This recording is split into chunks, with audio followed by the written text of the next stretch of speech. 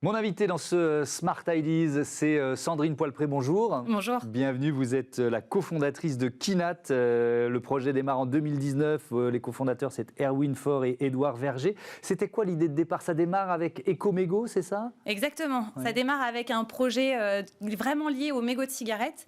Erwin, du coup, comme vous l'avez dit, un de mes associés, était à l'étranger. Et en fait, il s'est rendu compte qu'à l'étranger, il y avait très peu de mégots par terre et beaucoup de cendriers. Et en revenant en France, il s'est dit, tiens, avec tous les mégots qu'il y a par terre, on va voir s'il n'y a pas quelque chose à faire sur ce sujet. Et donc, c'est devenu Kinat. C'est quoi ce que propose Kinat aujourd'hui? Oui, alors du coup, effectivement, ça a grossi parce que le projet a pris beaucoup d'ampleur. Et puis, du coup, on s'est mis en société pour faire une première levée de fonds avec des acteurs tels que France Active, donc la Caisse des dépôts. Ouais.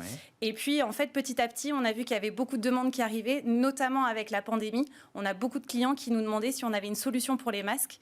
Et on a dû sortir une solution pour les masques. D'accord. Et donc, vous proposez quoi? De valoriser un certain nombre de déchets. Il y a les mégots, il y a les masques, il y a les chewing-gums aussi, c'est ça? Oui, ça c'est le dernier projet Ouais. qui arrive effectivement.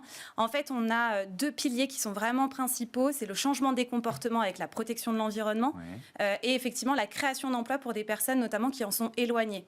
Sur la partie environnementale, du coup, la solution qu'on propose, c'est une solution globale avec beaucoup d'actions de sensibilisation où on va aller à la rencontre justement des citoyens, des salariés d'entreprise pour leur expliquer l'impact des déchets sur notre planète. Après, on propose aussi du mobilier, donc ça peut être des cendriers pour la partie mégot, ça peut être des box pour les masques et d'autres bornes aussi pour Frigum, donc la solution chewing-gum. Et on va faire aussi de la collecte. Ces collectes sont soit organisées en direct par nos agents ou alors sur tout le territoire, on a des chantiers d'insertion, des structures de l'économie sociale et solidaire qui vont collecter. Et la dernière partie, qui est quand même aussi importante, c'est qu'on va aller recycler ces déchets-là. Donc on a un brevet, je vous ai amené des petits exemples. On a un brevet du coup pour la partie transformation des mégots. Donc ce qu'il faut savoir, c'est que dans le filtre... Donc ça, c'était des mégots, ça? C'était des mégots. Ouais. En fait, dans le filtre, il y a beaucoup de plastique, l'acétate de cellulose. Donc on arrive à l'extraire et en faire du plastique.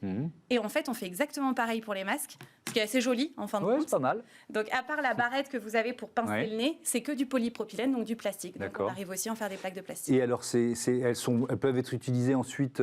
Quels usages on peut faire de ces plaques de plastique? Excellente question. En fait, c'est vrai qu'on pourrait revendre la matière. C'est ce qu'on nous demande beaucoup. Donc, pour faire des pédales de vélo, des tables, peu importe. Ouais.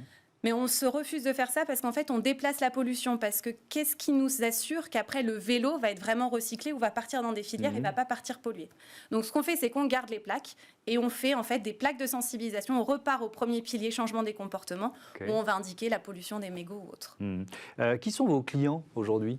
Et ben en fait, là où il y a des fumeurs, c'est nos clients. Donc ça peut être des entreprises, des collectivités type communauté de communes ou mairie, mais aussi des associations et des festivals. Donc un peu tout le monde. Vous proposez donc à ces entreprises ou ces collectivités des rapports d'impact sous quelle forme? En fait, c'est des affiches qu'on propose, alors digitales ou en version à impression, parce qu'il y en a encore besoin de temps en temps, où en fait on va leur donner leur rapport, c'est-à-dire combien de mégots on a collecté, combien de litres d'eau n'ont pas été pollués grâce à leur démarche, combien de piscines olympiques ça fait non polluées, etc.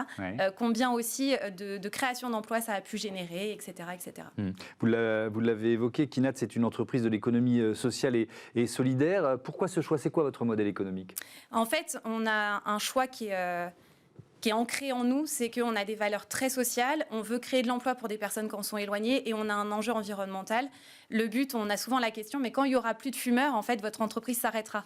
Quand il n'y aura plus de fumeurs, ça veut dire qu'on aura rempli notre pilier principal, le changement des comportements, et qu'il n'y aura plus de mégots par terre, donc ce sera très bien. Donc c'est pour ça qu'on avait vraiment un enjeu pour nous personnel de devenir économie sociale et solidaire. Et en plus, on a un agrément ESUS, donc c'est un agrément encore plus validé par l'État pour accentuer ce point-là. Et notre modèle économique, c'est que toutes les étapes que je vous ai dit, elles sont payées par nos clients. Merci beaucoup d'être venu Avec grand présenter Kinat. Sandrine Poilpré, bon vent à vous. Merci à toutes les équipes qui m'accompagnent tous les jours dans la préparation de cette émission. Joséphine Dacoury à la production et à la programmation avec Victoire Père aujourd'hui. À la réalisation, il y a eu Romain Luc et Ulysse Touré. Donc c'est la première pour Smart Impact. Donc bienvenue Ulysse. Et puis au son, Saïd Mamou qui en est à ça, je ne sais pas combien, des dizaines, des centaines peut-être. Allez, salut à tous.